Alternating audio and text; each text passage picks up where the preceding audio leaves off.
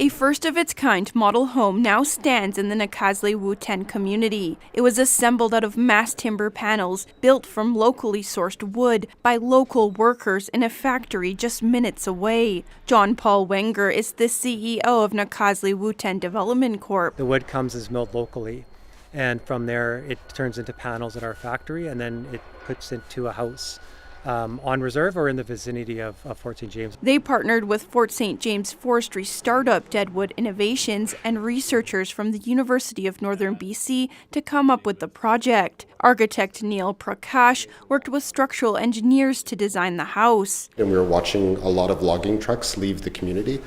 And we were sort of musing that wouldn't it be great if instead of logging trucks or logs leaving the community, that it was actually finished building panels. Fort St. James is one of many northern communities impacted by the downturn in the BC forestry industry. It's experienced multiple mill closures over the past decade, including the former Tullow finger joint plant, where the mass timber panels are now constructed. It's very exciting that you're creating a skill set within the community that will stay. And that's what these towns in the north need.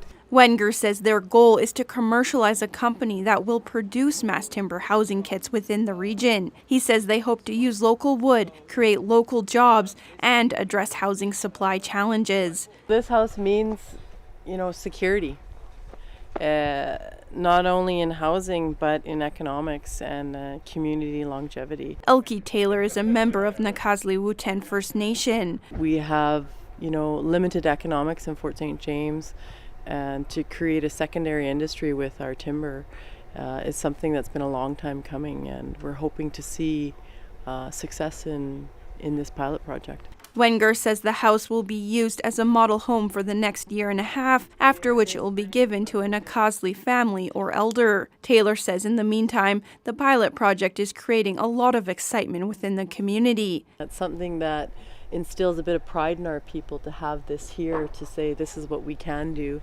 and we're ready. Hannah Peterson, CBC News, Prince George.